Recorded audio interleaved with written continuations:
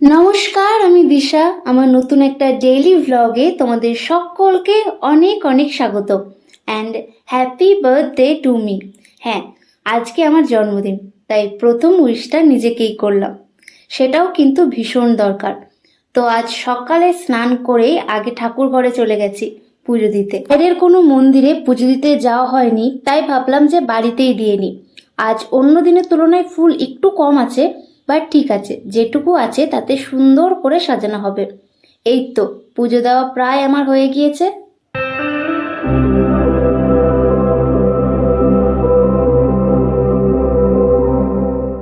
আর তারপরই বসলাম ফোন নিয়ে। আজ ফোন খুলতেই হাজারো উইশ, তার সাথে প্রিয়জনদের অনেক অনেক স্ট্যাটাস স্টোরি। তোমাদের মধ্যেও অনেকে আমাকে উইশ করেছো, তাদের সকলকে অনেক অনেক থ্যাংক ইউ। তো সকলকে থ্যাংক ইউ জানিয়ে স্টোরি দেখা আমার হয়ে গিয়েছে।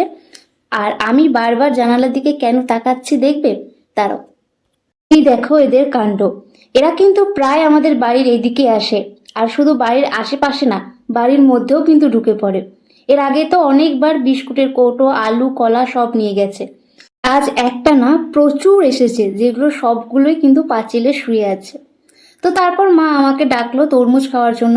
এই গরমে ঠান্ডা ঠান্ডা তরমুজ আলাদাই কিন্তু। দুপুরে মা আজ অনেক রকমের রান্না করেছে, দাঁড়াও তোমাদের একটু পরে দেখাচ্ছি কি কি রান্না করেছে। আর জানো তো, আজ আমার জন্মদিনের সাথে সাথেও বাবা মায়ের বিবাহ বার্ষিকী, দুটোই একদিনে, শুধু বারগুলো একটু আলাদা। আমার শুক্রবার আর বাবা মায়ের বিয়ে হয়েছিল বৃহস্পতিবার। এই দেখো এত খাবার করেছে আজ। আরও কিছু করতো, বাট আমি বারণ করেছিলাম যাতে একটু অল্প করে। এখানে মা করেছে ঢ্যাঁড়স ভাজা, পটল ভাজা, আলু ভাজা, পোস্ত, মাংস, চাটনি, পায়েস। তো চলো আমি এবার ঝটপট খেয়ে নিই। খাওয়া দাওয়া কমপ্লিট করার পর বেশ অনেকক্ষণ আজ রেস্ট নিতে পেরেছি। ক্লাস থাকলে এতক্ষণ ঘুমাতে পারি না। আর বিকালে রোজকার মতোই গিয়েছিলাম ছাদে নিজের সাথে একটু সময় কাটাতে। প্রায় দিনই আমি গান শুনি, না হলে প্রেত কথা শুনি। আজ গানই শুনছি। জানি প্রেত কথা রাতে না শুনলে মজা আসে না, বাট কখনো কখনো শুনতে কিন্তু মন্দ লাগে না।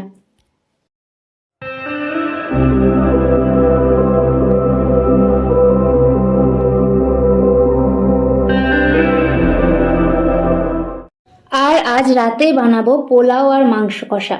দিনেরটা তো সমস্ত কিছুই মা করেছিল, তো ভাবলাম রাতেরটা আমিই বানাই। অবশ্য একেবারে যে মায়ের হেল্প নিই নাই তা কিন্তু একদমই না। রান্না করতে গেলে একটু আধটু মায়ের হেল্প তো লাগেই। তো এদিকে কাজু বাদাম আর কিশমিশ, গরম মশলা, একটু সব কিছুই তেলে প্রথমে নাড়া হয়ে গিয়েছে। এবার চালটাকে 2 থেকে 3 মিনিট মতো নেড়ে নেব, তারপর সেদ্ধ করতে বসিয়ে দেব। আর সেদ্ধ হয়ে গেলে স্বাদ মতো চিনির গুঁড়ো দিয়ে নেব। আর একদম শেষে ভেজে রাখা কাজু বাদাম, কিশমিশ দিলেই কিন্তু তৈরি হয়ে যাবে পোলাও। এই তো আমারও কিন্তু একদম তৈরি পোলাও।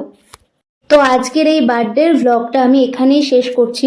তোমাদের কেমন লাগলো এই ছোট্টখাট্ট ভ্লগটা অবশ্যই কিন্তু আমাকে জানিও। আর প্রত্যেক বছর এরকম নর্মাল অ্যান্ড সিম্পলভাবেই আমার বার্থডেটা কাটে। তো সকলে খুব ভালো থেকো, সুস্থ থেকো, সাবধানে থেকো। সকলের সাথে আবারও দেখা হবে একটা সুন্দর ভ্লগে। ততক্ষণের জন্য সকলকে জানাই টাটা।